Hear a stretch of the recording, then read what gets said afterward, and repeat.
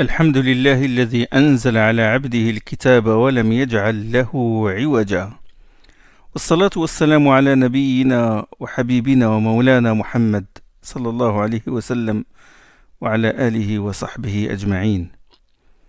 Bon, la dernière fois, nous avons parlé de la distinction entre les révélations mécoises et les révélations médinoises.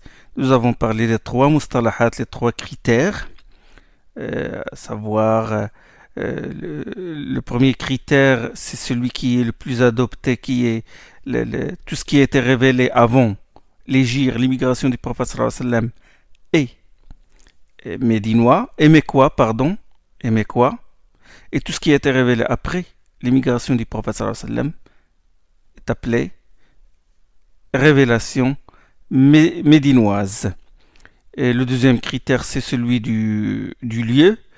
Tout ce qui a été révélé à la Mecque est appelé révélation mécoise. Les révélations qui ont été descendues sur le prophète sallallahu alayhi wa sallam alors qu'il était à Médine sont appelées révélations médinoises, peu importe si c'est avant ou après l'hégire. Ça, c'est un deuxième mustalah.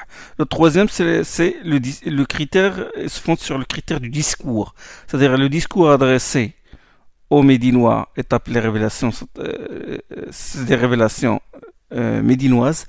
Discours adressé aux Mécois, révélation mécoise. Mais ce qui est le plus adopté, c'est le premier.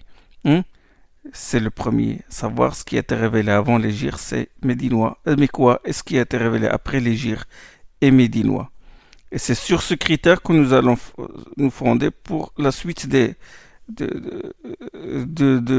ce dars, Inch'Allah. Bon, nous avons parlé aussi de l'énumération des sourates médinoises et des sourates mécoises, et nous avons dit que le plus pertinent est de dire que le nombre des sourates mécoises ou médinoises plutôt est 28 et le nombre de sourates médinoises est mécoises est 86. Le nombre des sourates du Coran, c'est 114.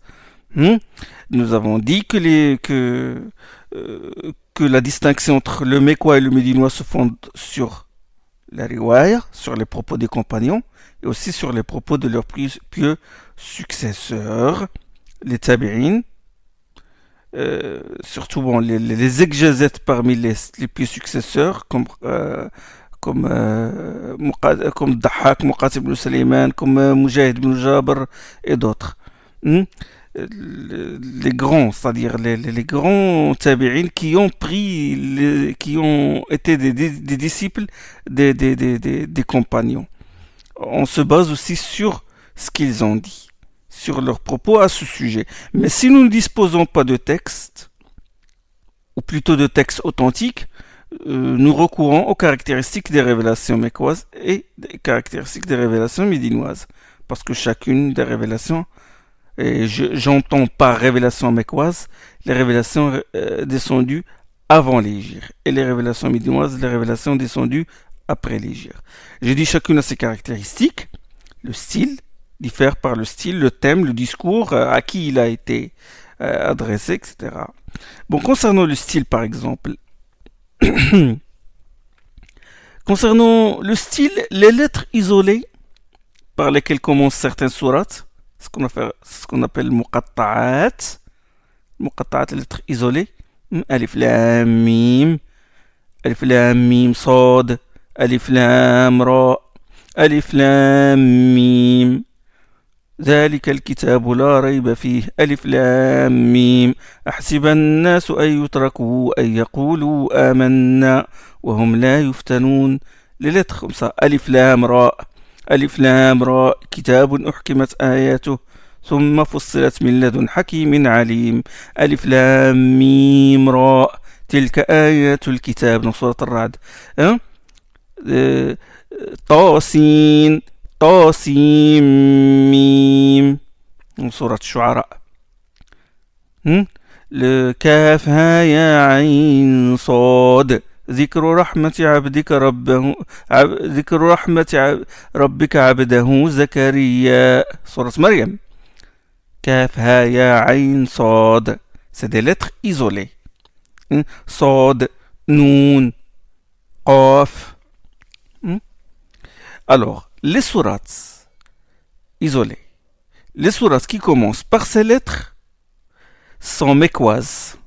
Les sourates qui commencent par ces lettres sont mécoises, sauf deux sourates, sourate al-Baqarah et Al-Imran.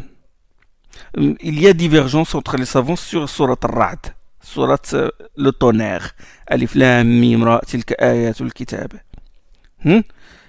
Par ces lettres, ils ont un sens ces lettres-là. Par ces lettres, Allah défie les mécréants. Il défie ceux qui nient la divinité du Coran. Il les défie. Surtout Quraysh. Il leur dit, je vous défie de produire un livre pareil. Il les défie avec leur propre langue, avec les lettres qu'ils utilisaient et dont ils composaient des poèmes et des proses. L'art de la rhétorique. Le privilège, l'art où se distinguent les Arabes. Et Allah les a défiés par leur propre langue. Il dit, je n'emploie pas autre chose. Le prophète n'a pas employé le bâton de Moïse où il a ressuscité les morts, quoique il y a des miracles. Le prophète a fait des miracles durant sa vie. Mais le miracle éternel, c'est un miracle intellectuel. Le grand miracle, il va durer jusqu'au jour de la résurrection. Le grand défi, c'est un défi intellectuel. Les miracles comme le bâton de Moïse quand il a fondu la mer, ou quand Isa alayhi salam, Jésus, fils de Marie alayhi salam, ressuscite les morts, où il guérit le lépreux et l'aveugle-né et d'autres malades, ça, ils ont un temps, c'est-à-dire ils sont limités dans le temps. Mais le miracle coranique, c'est un miracle qui dure. Le prophète sallam est mort. Quand Moïse est mort, on n'a plus de bâton. Le bâton ne sert à rien. Même les fils d'Israël, quand ils ont hérité de ce bâton-là, sur l'histoire de Goliath, ils ne peuvent rien faire avec ce bâton-là, puisque c'est Allah qui inspire ce bâton-là à faire des miracles. Ça s'est arrêté avec la mort du prophète Moussa alayhi salam. Le fait de guérir les morts s'est arrêté avec la mort, avec l'élévation de Isa alayhi salam, puisqu'il va revenir avant le jour de la résurrection. C'est l'un des signes majeurs de l'heure. Mais le miracle coranique, il dure, et c'est un miracle intellectuel. Ça ne veut pas dire que le prophète sallam n'a pas fait de miracle. Il a fait des miracles énormes, de grands miracles à son époque. L'eau qui jaillit de sa main, de sa main et qui a servi pour des centaines de compagnons pour faire leurs ablutions et boire. Le taktir ta'am, la multiplication de la nourriture. À partir d'une petite marmite, il a nourri des milliers de combattants, beaucoup de choses. Le fait que l'épaule de l'agneau empoisonné à Khaybar parle au prophète sallallahu alayhi wa sallam, Allah lui a donné la vie jusqu'à ce qu'il parle. Au prophète sallallahu alayhi wa sallam, il lui dit, envoyé d'Allah, je suis empoisonné. Et d'autres miracles faits par la main du prophète sallallahu alayhi wa sallam. Mais le grand miracle, c'est le miracle coranique. Allah défie par ces lettres-là qu'on appelle muqatta'at al-huruf, sad, noun, asi. Il a dit, j'utilise les mots que vous utilisez. Faites pareil que ce Coran-là. Et donc, ça c'est caractéristique du Coran. Mais quoi, c'est normal. C'est parce qu'au début, les mécréants étaient farouches. Ils ne voulaient pas entrer dans l'islam, mais ils se sont opposés, ils ont séquestré les musulmans, c'était le début. Donc le style coranique au début était percutant, était fort, il y avait un grand défi. Le fait que la sourate al-Baqarah commence par Alif Lam Mim, sourate Al-Imran commence par Alif Lam Mim, Alif Lam Mim, Allahu la ilaha illahu al-hayyul qayyum. Sourate Al-Imran. Le fait qu'il se trouve dans ces deux sourates médinoises, ça prouve une chose, que le défi continue. Que le défi continue. Le grand défi, c'est à la Mecque, mais le défi les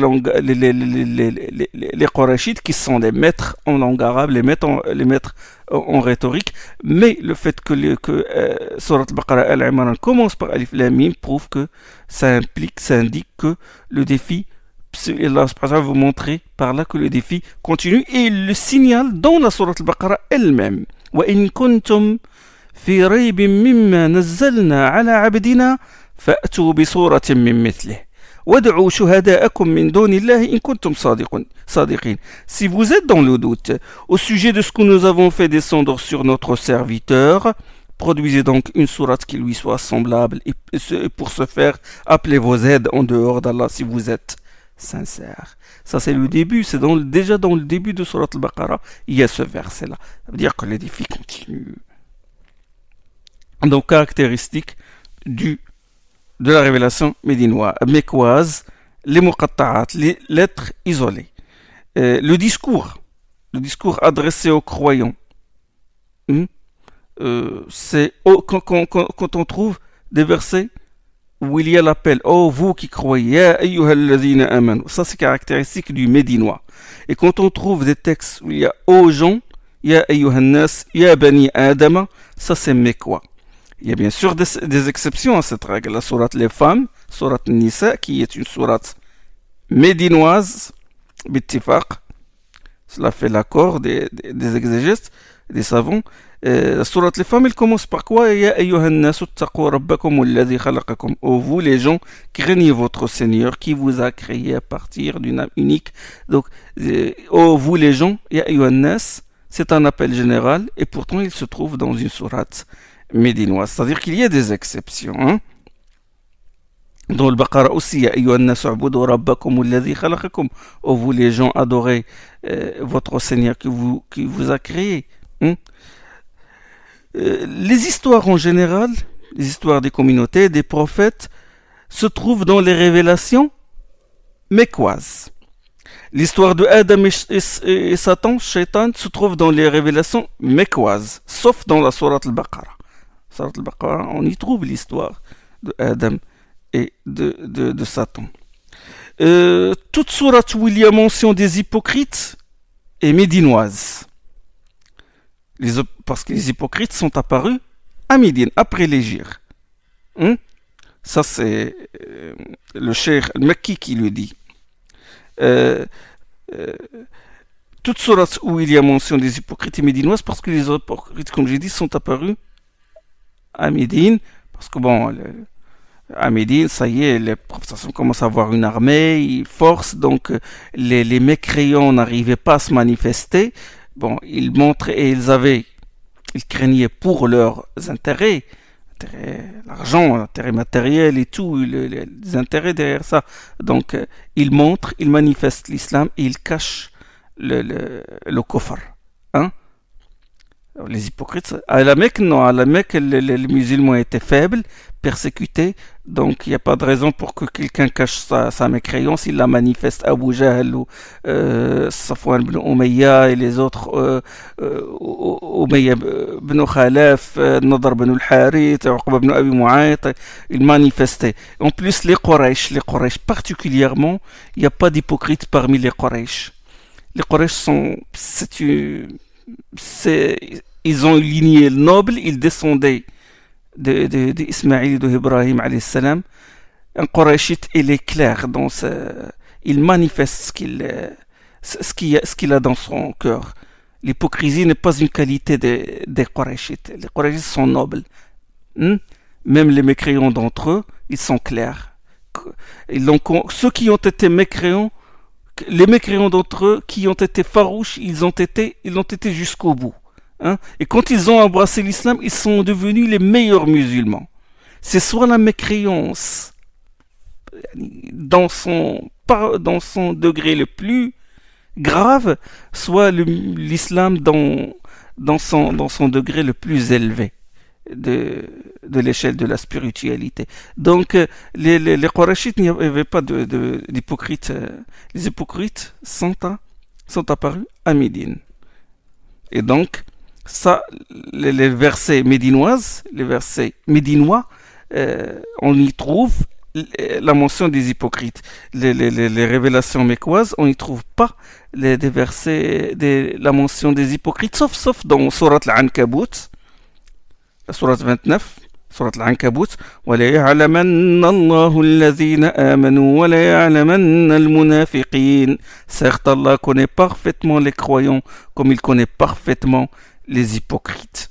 Allah parle des hypocrites dans Surat Al-Ankabut. Et même le verset avant celui-là, وَلَيَعْلَمَنَّ اللَّهُ الَّذِينَ آمَنُوا وَلَيَعْلَمَنَّ الْمُنَافِقِينَ. Avant, وَمِنَ النَّاسِ مَن يَقُولُ آمَنَّا بِاللَّهِ فَإِذَا أُوذِيَ فِي اللَّهِ جَعَلَ فِتْنَةَ النَّاسِ كَعَذَابِ اللَّهِ. Parmi les gens, il y a ceux qui disent nous croyons en Allah, mais quand ils sont éprouvés et quand ils subissent une épreuve pour la cause d'Allah, ils font de la tentation, de l'épreuve des gens, quelque chose qui est pareil au châtiment d'Allah, c'est-à-dire ils manifestent leur courroux et tout, et ça c'est une qualité des hypocrites. La raison pourquoi il y a une mention là dans toutes les révélations mécoises on ne trouve pas la mention des hypocrites, mais là dans ce verset là on y trouve. Pourquoi? Parce qu'il y a ça a été Surat Al-Ankabut, Surat les araignées, où l'araignée a été révélée peu de temps avant l'hijra, avant l'immigration du prophète. C'est donc des versets préventifs. C'est comme Allah disait à son prophète et aux compagnons, attention, il y aura de l'hypocrisie à Médine. C'est une préparation. C'est bon? Alors, l'une des caractéristiques aussi, les énoncés juridiques, l'ahkam, et les peines de droit, le hudud, l'interdiction du vin, l'ordre de porter le hijab, et tout ça, c'est les révélations médinoises. Ce n'est qu'à Médine que furent révélées les prescriptions, les peines de droit, le fait de châtier ou les coups de fouet infligés aux calomniateurs, etc. Les ahkam, surtout les énoncés juridiques.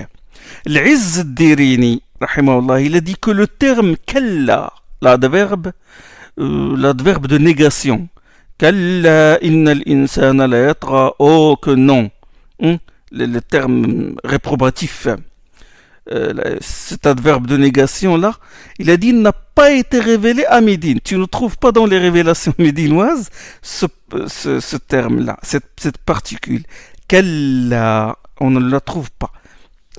وما نزلت كلا بيثرب فاعلما ولم تأتي في القرآن في نصفه الأعلى. Il a dit dans son poème, il a dit Kalla ne se trouve pas dans Yathrib, dans Médine, et dans la première moitié du Coran on ne trouve pas Kalla. Tu prends le Coran, tu le divises en deux, la première moitié tu peux pas trouver la particule Kalla, même dans les versets mécoises, même dans les sourates mécoises. C'est dans la deuxième partie qu'on trouve Kalla. Kalla innal insana la yatra ar-ra'ahu istaghna dans surat al-Alaq. Kalla bal rana ala qulubihim ma kanu yaksibun dans surat al-Mutaffifin. On trouve Kalla. Parce que Kalla, ça implique quoi? Ça introduit la réprobation et l'avertissement. Bon, on trouve souvent ce genre de particules dans le texte mécois. Il est percutant, on trouve ce genre de particules menaçantes contre les Quraysh et leur dénégation. Kalla innal insana la yatra. Le style percutant. Et Al-Haqqa, Al-Qari'a, le terme, les noms de la géhenne, de l'enfer, avec un style percutant. Et dans la première moitié, comme j'ai dit, y compris dans les sourates mécoises, on ne trouve pas Kalla. Maintenant, passons aux exceptions, concernant l'exception. C'est-à-dire les sourates mécoises où se trouvent des versets descendus à Médine, ou l'inverse, des sourates médinoises où se trouvent des versets mécois. Les sourates médinoises où se trouvent des versets mécois, ça c'est rare, comme a dit Ibn Hajar al-Asqalani. Concernant l'exception, Suyuti il a cité 51 sourates, révélations mécoises dont sont exceptés des versets médinois, ou l'inverse. La plupart des exemples cités reposent surtout sur des caractéristiques et non pas sur la riwaya. Ils ne reposent pas sur les propos qui remontent avec leur chaîne d'autorité jusqu'aux compagnons, jusqu'aux tabi'in. C'est surtout sur les caractéristiques. Avec un examen des textes, on dit voilà, cette sourate est acceptée de celle. Exemple par exemple, la sourate Al-Isra. La sourate Al-Isra, sourate 17. سبحان الذي أسرى سبحان الذي أسرى بعبده من المسجد الحرام إلى المسجد الأقصى الذي باركنا حوله. Sourate l'Isra. Elle a été révélée à la Mecque, parce que l'Isra, l'histoire de l'Isra, l'ascension, le voyage nocturne de la Mecque à Beit al-Maqdis, et puis de Beit al-Maqdis, la montée au 7e ciel, ça c'est arrivé où? À la Mecque. À la Mecque. C'est donc une révélation mécoise. Mais on en accepte, les savants en acceptent de cette sourate le verset وَيَسْأَلُونَكَ عَنِ الرُّوحِ وَيَسْأَلُونَكَ عَنِ الرُّوحِ قُلِ الرُّوحُ مِنْ أَمْرِ رَبِّي وَمَا أُوتِيتُم مِّنَ الْعِلْمِ إِلَّا قَلِيلًا. Il t'interroge au sujet de l'âme, dis-leur, l'âme relève de l'ordre de mon Seigneur, et vous n'avez reçu que peu de science. Il t'interroge, et ça repose sur riwaya, là sur un texte, c'est-à-dire une tradition orale, un texte transmis de maître à élève. C'est l'imam Bukhari qui le rapporte d'après un hadith d'Ibn Mas'ud, que les Juifs avaient interrogé le prophète sallam sur l'âme, sur la nature de l'âme.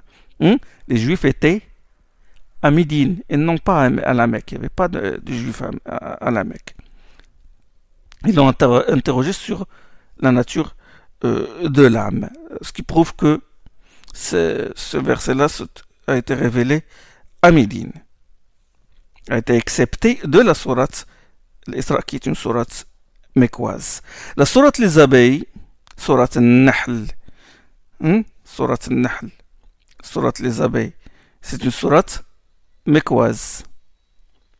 أتى أمر الله فلا تستعجلوه سبحانه وتعالى عما يشركون.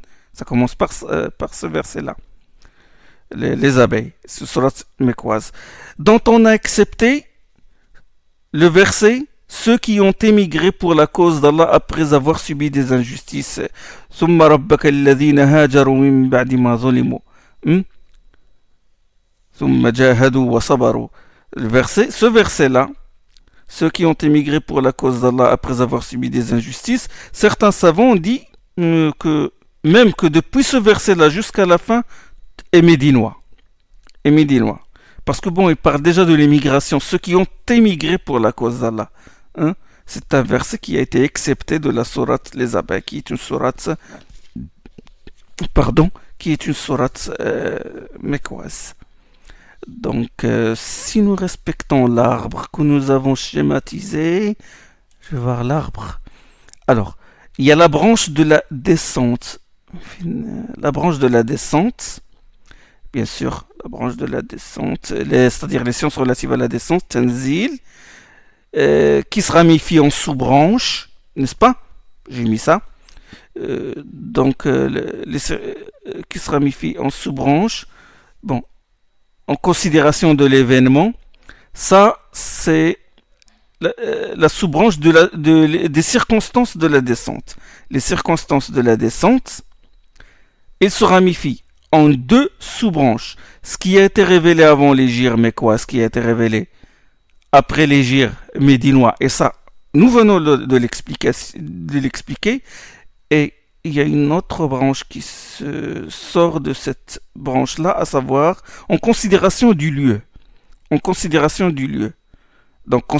du temps, de l'événement, plutôt de l'événement. C'est comme ça que je l'ai schématisé, en considération de l'événement avant l'hégire mécois, après l'hégire médinois. En considération du lieu maintenant, les révélations reçues sur terre, elles se divisent en deux. Premièrement, les révélations survenues alors que le prophète sallam était en lieu fixe, et ça c'est la majorité des révélations descendues sur le prophète sallallahu alayhi wa sallam, c'est quand il était chez lui, soit à la Mecque, soit à Médine, en lieu fixe. Deuxièmement, les révélations survenues alors que le prophète sallallahu alayhi wa sallam était en déplacement, en voyage. Et ça, il y a des exemples, comme وَاتَّخِذُوا مِن مَّقَامِ إِبْرَاهِيمَ مُصَلَّى, ça se trouve dans Surat Al-Baqarah. Prenez la station d'Ibrahim comme lieu de prière. Ce verset a été révélé à la Mecque lors du pèlerinage d'adieu. Et les versets sur la prière du danger, qui se trouve dans la sourate Les femmes, il fut révélé à Usfan, c'est-à-dire loin de Médine. C'est-à-dire, il l'a reçu alors qu'il est en déplacement, en expédition. La prière du danger se trouve dans سورة النساء وإذا كنت فيهم فأقمت لهم الصلاة فلتقم طائفة منهم معك. Sur la façon de prier quand on est quand on est en face de l'ennemi dans le combat, dans le djihad. C'est-à-dire un groupe qui prend la garde et l'autre groupe il prie. Et puis ils font ça à tour de rôle. Ces façons-là, ces modalités-là sont décrites dans des versets qui se trouvent dans Surat les femmes. Les versets sur le tayammum, entre la Mecque et Médine, comme le rapporte Aïcha, sur l'autorisation du tayammum. يا أيها الذين آمنوا إذا قمتم إلى الصلاة فاغسلوا وجوهكم وأيديكم إلى المرافق. Lorsque vous vous apprêtez à faire la prière, lavez vos mains, etc. Puis la suite, وإن كنتم مرضى أو على سفر أو جاء أحد منكم من الغائط أو لامستم النساء فلم تجدوا ماء فتيمم. Si vous ne trouvez pas d'eau, alors faites le tayammum, l'ablution pulvérale avec de la terre. Ces versets-là, ces versets qui se trouvent dans Surat Al-Ma'ida, la table, ont été révélés entre la Mecque et Médine, comme le rapporte Aïcha dans une histoire quand elle a perdu son collier et qu'ils ont cherché le collier. L'heure de la prière est arrivée, ils n'avaient pas d'eau, et c'est à ce moment-là que fut révélé le verset sur le tayammum, c'est-à-dire en déplacement. Le début de la sourate Al-Ma'ida, Amina, il a été révélé à Mina. Mina se trouve dans l'enceinte, dans le territoire sacré de la Mecque. Amina, comme le rapporte Asma bint Yazid al-Ansariya. C'est Al-Bayhaqi qui le rapporte dans Shu'ab al-Iman. Le début de la sourate Al-Anfal, la sourate 8, le début, il a été révélé à Badr, puisque la sourate Al-Anfal, il parle de la bataille de Badr. يسألونك عن الأنفال قل الأنفال لله والرسول فاتقوا الله وأصلحوا ذات بينكم. Sa sourate Al-Anfal, il a été révélé à Badr, c'est-à-dire lors de l'expédition de Badr. Comme exemple aussi le verset وَلَئِنْ سَأَلْتَهُمْ لَيَقُولُنَّ إِنَّمَا كُنَّا نَخُوضُ وَنَلْعَبُ dans sourate 9. Sourate Bara'a, si tu les interroges, ils te répondront certainement nous ne faisons que badiner et plaisanter. C'est sur les railleurs, les hypocrites qui se sont moqués des compagnons et qu'Allah a informé le prophète de ce qu'ils faisaient et le prophète les a dénoncés. Ça c'est un verset qui a été révélé à Tabouk, c'est-à-dire lors de l'expédition de Tabouk. La sourate Al-Fath en entier, entre la Mecque et Médine, sourate Al-Fath, l'ouverture Inna fatahna laka fathan mubina, elle a été révélée lors du retour du prophète de Hudaybiyah. Hudaybiyah qui se trouve à la limite du territoire sacré de la Mecque. Alors, révélation, j'ai dit en considération du lieu, nous avons dit révélation reçue sur terre. Et nous avons divisé en deux, en lieu fixe et en déplacement, et révélation reçue au ciel.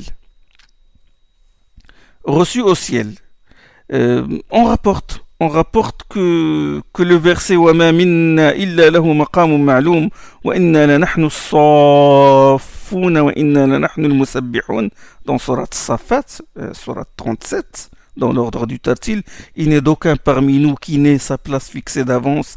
Nous sommes disposés en rang et nous glorifions la transcendance d'Allah. Ça, ce sont les anges qui disent ça. Ce sont les anges.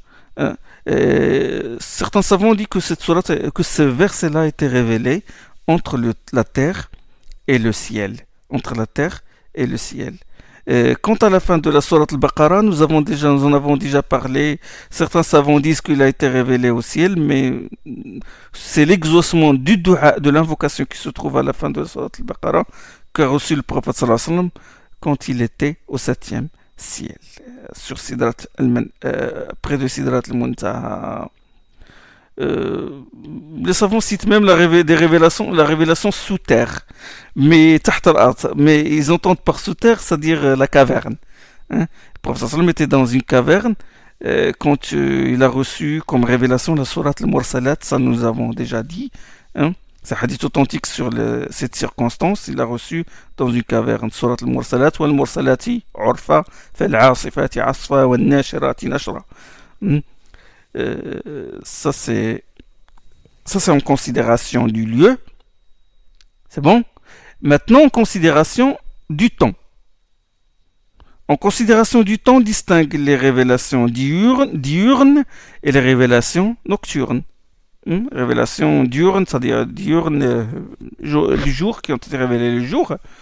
La plupart des révélations ont été descendues le jour sur le prophète sallam. Révélation nocturne, bon, quand c'est la plupart, je ne donne pas d'exemple. La plupart du Coran était révélé le jour. Et les révélations nocturnes, il y a des exemples, comme les derniers versets de la sourate Al-Imran. Les derniers versets de la sourate Al-Imran, Ibn Hibban et d'autres ulama du hadith, ils rapportent que Bilal est venu une fois avertir le prophète sallam de l'arrivée de l'heure du Fajr.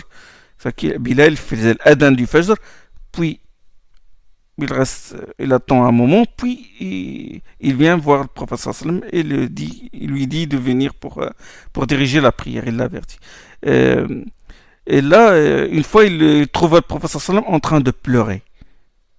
Il lui dit, envoyé d'Allah, pourquoi pleures-tu alors qu'Allah a pardonné tes péchés passés et présents? Et Rasul sallam lui répondit, il a dit, pourquoi ne pas me montrer un serviteur reconnaissant? J'ai reçu cette nuit un verset, malheur à celui qui le récite sans le méditer. Et donc la nuit, il a reçu des versets. Ce verset-là, et c'est la fin, il se trouve dans la fin du sourate Al-Imran. Inna fi khalqis samawati wal ardi wa ikhtilafil layli wan nahari la ayatin li ulil albab. En vérité, dans la création des cieux et de la terre et dans la succession des jours et des nuits, il y a des signes pour les gens doués d'intelligence. Inna fi khalqis samawati wal ardi wa ikhtilafil layli wan nahar wa ikhtilafil layli wan nahari la ayatin li ulil albab. الذين يذكرون الله قياما وقعودا وعلى جنوبهم ويتفكرون في خلق السماوات والأرض jusqu'à la fin du verset. Très bon verset qui suscite à réfléchir. Hein? Dans la création des cieux et de la terre, dans la succession des jours et des nuits, il y a des signes pour les gens doués d'intelligence qui réfléchissent. Al-Bab, Lub, la quintessence. Lub. Vous savez ce que ça veut dire Lub? C'est-à-dire... c'est la quintessence, c'est quelque chose qu'on a purifié, on a travaillé une matière pour en sortir ce qui est pur. Vraiment doué d'intelligence pure, qui invoque Allah subhanahu wa ta'ala. Quand il voit le ciel, il dit Subhanak, ma khalaqta hadha batilan. Qu'on le trouve dans le verset. Ils regardent le ciel, la terre, l'alternance, ils méditent, ils disent gloire à toi. Tu n'as pas créé tout cela en vain.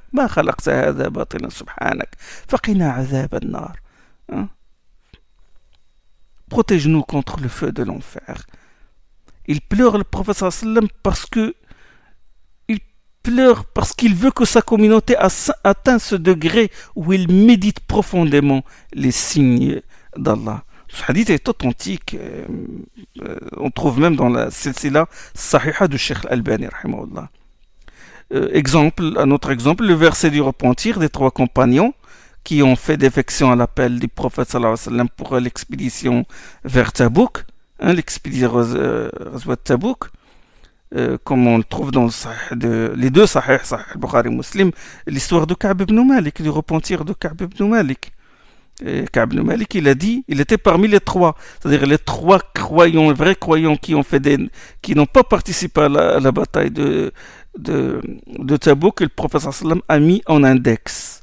Il a demandé aux compagnons de ne pas leur adresser la parole. Ils sont restés ainsi, dans cet état-là, bannis et tout, jusqu'à ce qu'Allah révèle leur repentir. C'est une punition, ce qu'on appelle l'hajr. Le hajr, pour une raison bien déterminée, non pas le hajr que font certains frères. Qu'Allah les pardonne. Ils mettent en index leurs frères pour une petite question, une simple divergence, ou juste parce qu'ils ne suivent pas leur cheikh, ils ne connaissent aucun critère des dawabit, les règles qui gèrent le hajr, la mise en index. Ça obéit à des règles, ce n'est pas comme ça qu'on rejette son frère. Et si on le fait sans science et sans intérêt, et juste pour être parmi les groupes ou pour faire pareil que la bande à laquelle on appartient, là, on encourt un grand péché. Hein? On s'expose au châtiment, on s'expose au châtiment d'Allah subhanahu wa ta'ala. Hein? Le fait de ne pas adresser la parole à son frère dans la foi. Donc ça obéit à des règles. Donc le prophète sallam leur a fait le hajr, parce qu'ils n'ont pas participé à la bataille de Tabouk. Et Allah subhanahu wa ta'ala a fait descendre au prophète sallam le repentir de ces trois. وعلى الثلاثة الذين خلفوا حتى إذا ضاقت عليهم الأرض بما رحبت وضاقت عليهم أنفسهم.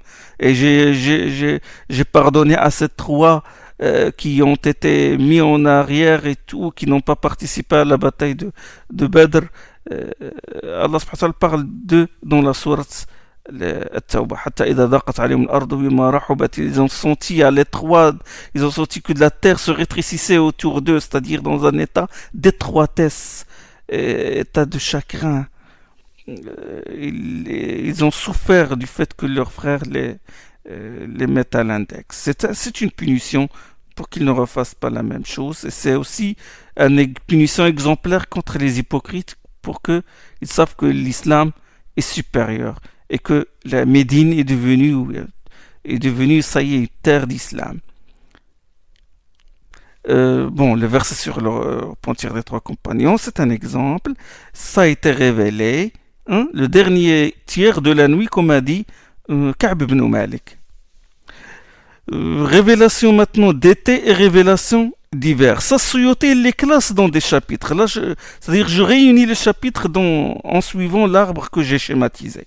Parce qu'il dit chapitre, révélation d'été, révélation d'hiver. Chapitre, révélation diurne, révélation nocturne.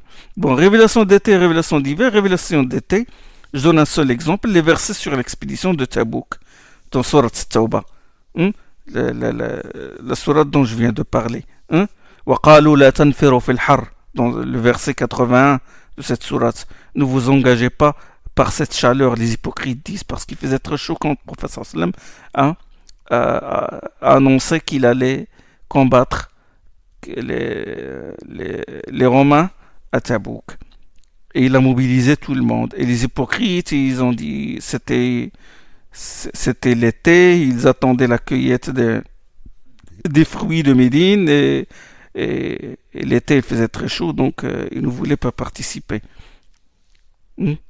Et ce verset, cette sourate-là a été révélée en été. Révélation d'hiver, l'exemple, les versets qui ont innocenté à Aïcha dans la calomnie dont il fut victime. Dans la calomnie dont elle fut victime. Et ça, on le trouve dans sourate Nour, sourate 24.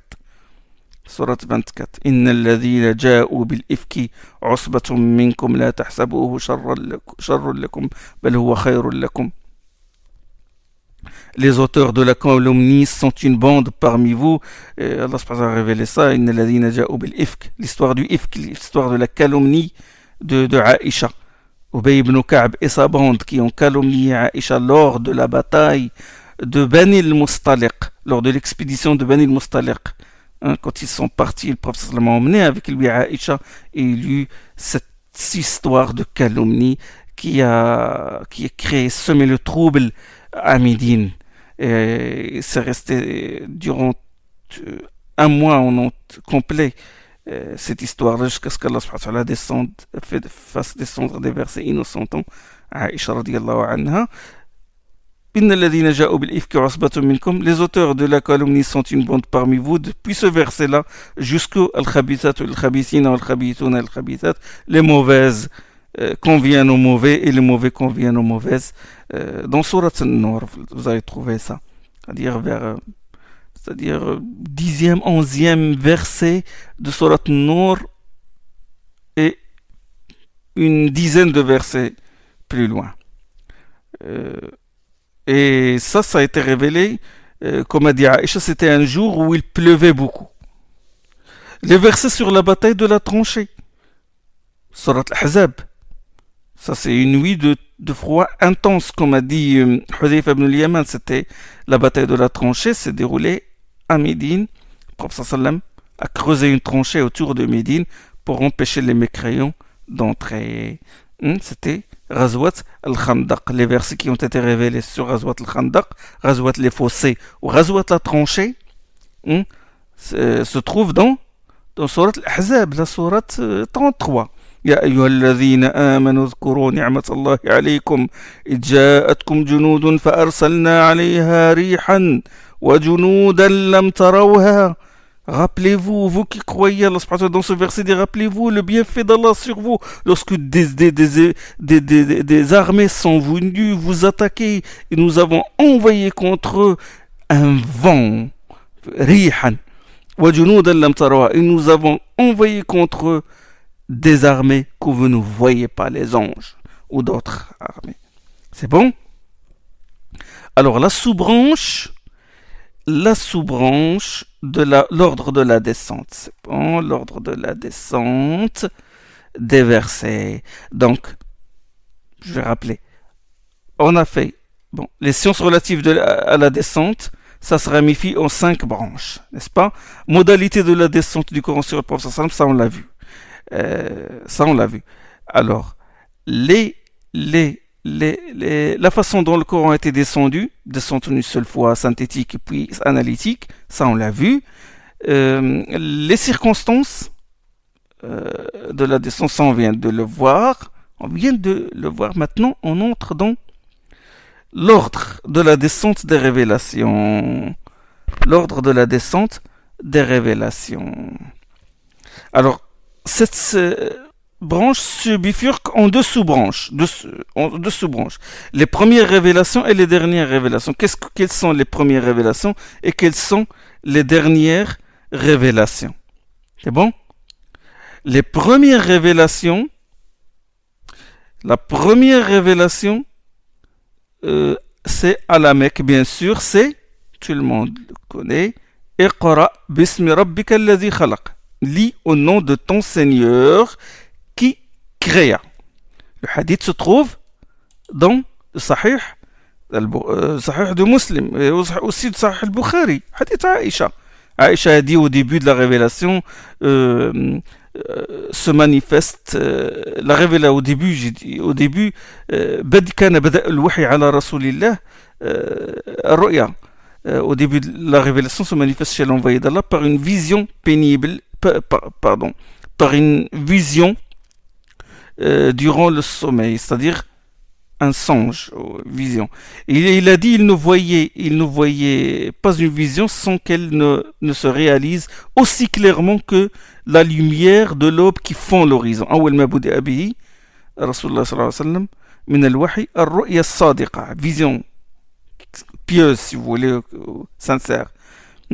الرؤيا الصالحة في النوم فكان لا يرى رؤيا إلا جاءت مثل فلق الصبح. يعني il se réalise. ثم حبب إليه الخلاء فكان يأتي حراء فيتحنث فيه الليالي ذوات العدد ويتزود لذلك ثم يرجع إلى خديجة فتزوده لمثلها. Puis il se mit à aimer la retraite, il voulait se retirer dans la caverne du mont Hira. Il s'y a donné à des actes de dévotion durant quelques nuits, et avant de reprendre le chemin de sa famille, il se munissait de provisions à cet effet. Ensuite, il retournait chez Khadija, il se réapprovisionnait pour une nouvelle retraite. حتى فجأه الحق وهو في غار حراء. Jusqu'au jour où la vérité vint à lui, alors qu'il était dans la caverne du mont Hira. فجاءه الملك استغفر الله فجاءه الملك فيه فقال اقرأ. L'ange vint et dit récite, اقرأ, lis. ما أنا بقارئ, a dit le prophète صلى الله عليه وسلم. Je ne sais pas lire. Je ne suis pas de ceux qui lisent. Et le prophète صلى الله عليه وسلم décrit, il a dit فأخذني فغطني حتى بلغ مني الجهد ثم أرسلني فقال اقرأ. Il a dit, il me saisit et me poussa jusqu'à l'extrême limite du supportable, puis il me lâcha, il me dit, lis. فغطني الثاني حتى بلغني مني الجهد ثم أرسلني فقال اقرأ. Il me saisit, me pressa une nouvelle fois jusqu'à l'extrême limite de mes forces. Il me relâcha, il me dit, lis. Et le prophète me répéta, il dit, je ne sais pas lire. Sincère avec lui-même, je ne sais pas lire. ثم أرسلني فقال اقرأ. يعني فغطني الثانية والثالثة trois fois. Il lui a fait ça, il le pressa une troisième fois, puis il le relâcha la troisième fois, il le relâcha, il lui dit اقرأ باسم ربك الذي خلق خلق الإنسان من علق اقرأ وربك الأكرم الذي علم بالقلم علم الإنسان ما لم يعلم. Lis au nom de ton Seigneur qui a créé l'homme d'une adhérence. Lis, ton Seigneur étant le plus généreux, qui enseigna par le qalam et enseigna à l'homme ce qu'il ignorait. Donc, Surat Alaq est la première révélée. D'après l'imam al-Ja'bari, se basant sur la tradition du tabi'i Jabir ibn Zayd, la première sourate c'est l'Alaq. C'est-à-dire, Iqra bismi rabbika alladhi khalaq.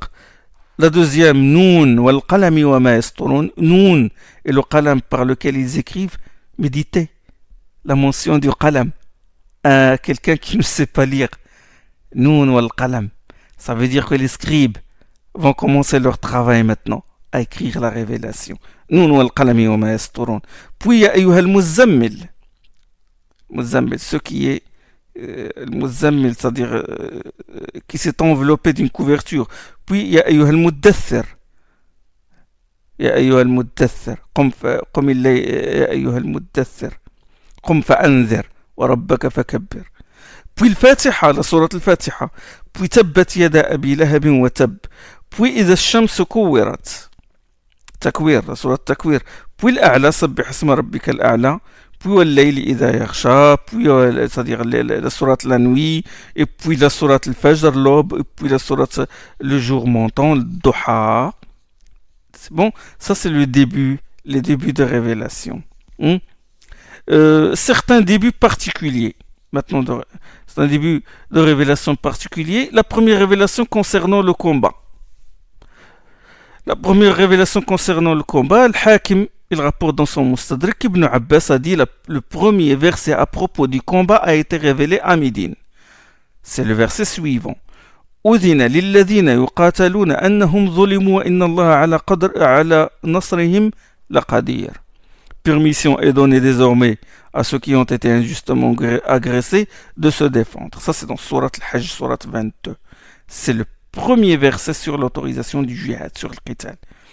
Le jihad par les armes n'a pas été prescrit à la Mecque avant l'hégire. Ce n'est qu'après l'hégire qu'il fut prescrit. Et bien sûr, Suyuti, il a cité d'autres versets.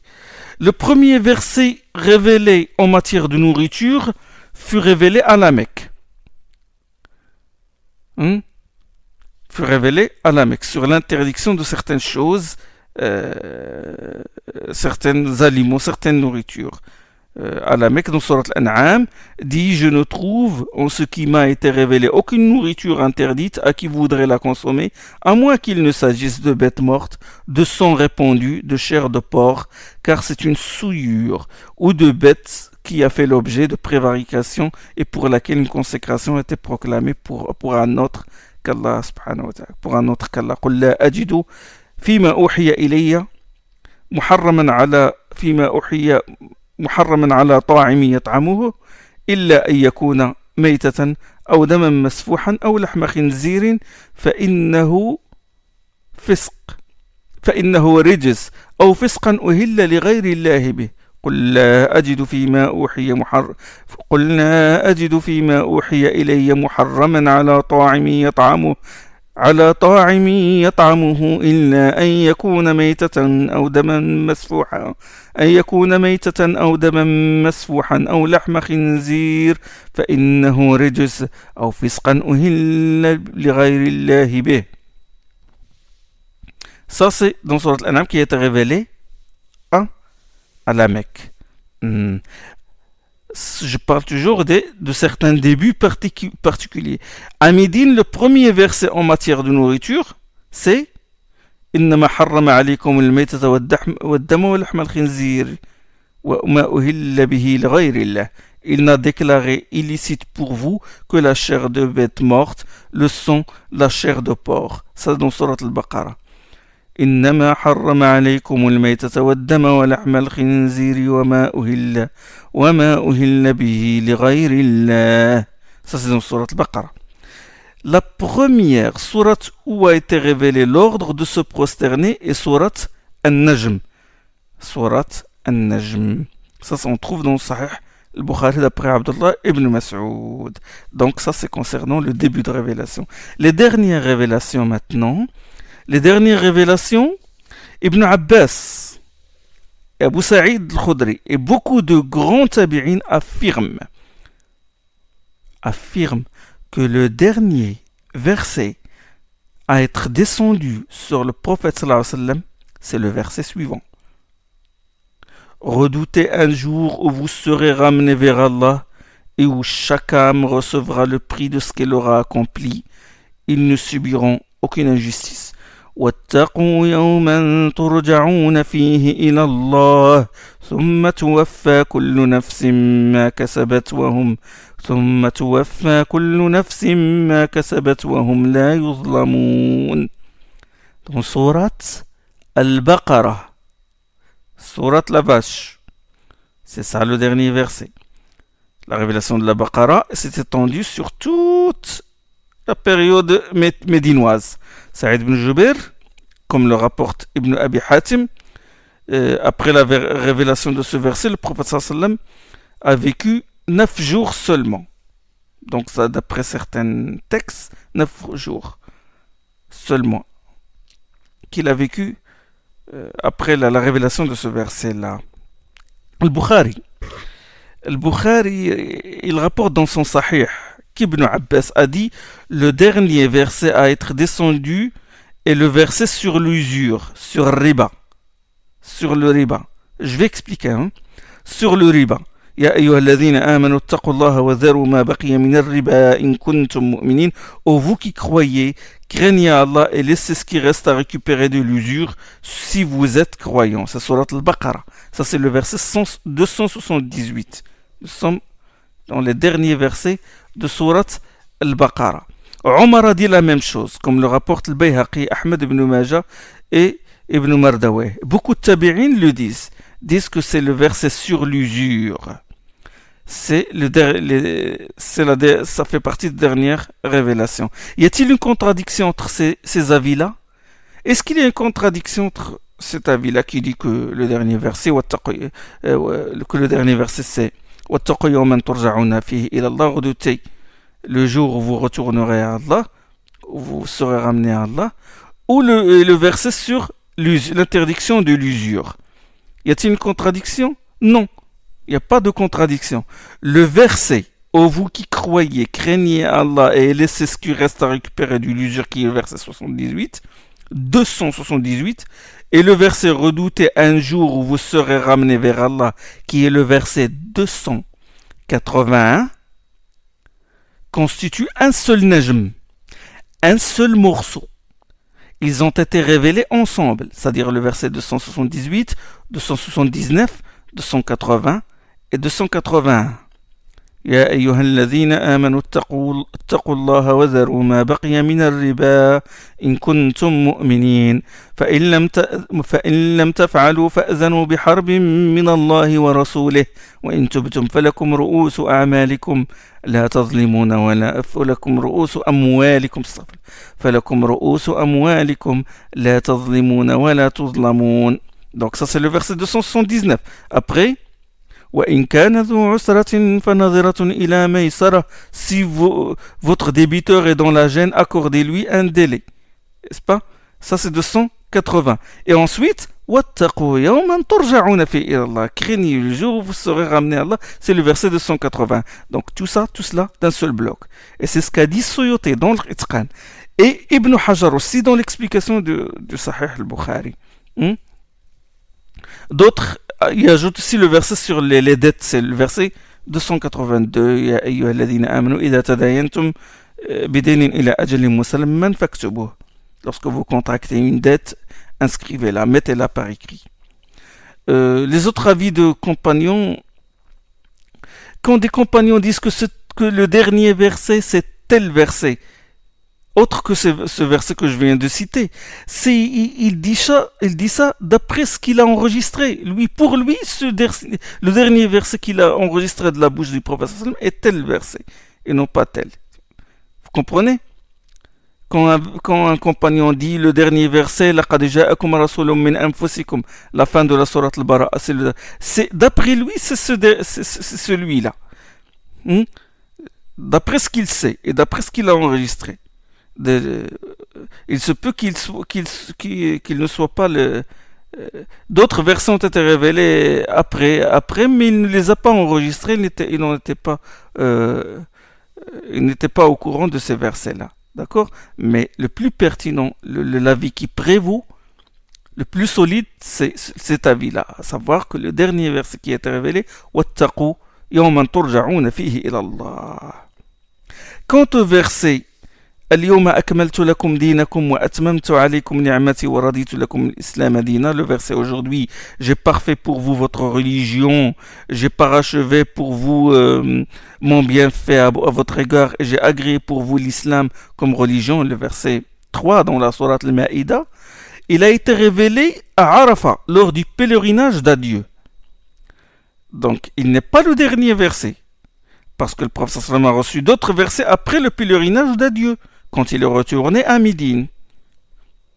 J'ai parachevé, mais certains disent, bon, comment ça se fait? Il dit, akmaltu lakum dinakum.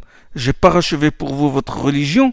C'est quoi? Donc ça y est, c'est fini, c'est la fin, il a conclu. Non, mais j'ai parachevé pour vous votre religion, ça c'est sur le plan rituel, comme a dit Tabari. J'ai parfait votre religion, j'ai fait en sorte que vous soyez les seuls à faire le pèlerinage vers la maison sacrée.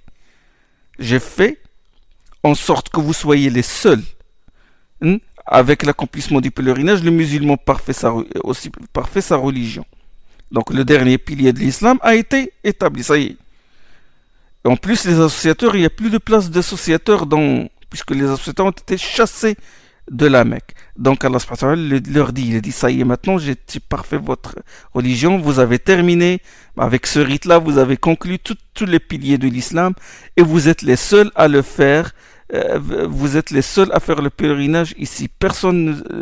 Aucun mécréant ne fera le tawaf avec vous, d'autres rites avec vous. Ça y est, vous serez les seuls. La suprématie de l'islam. Donc j'ai parachevé, j'ai parfait pour vous votre religion et j'ai parachevé mon bienfait à votre égard. Ça y est, c'est fini, il n'y a plus d'associateurs à la Mecque. La Mecque a été purifiée des idolâtres. C'est donc une fin de révélation particulière.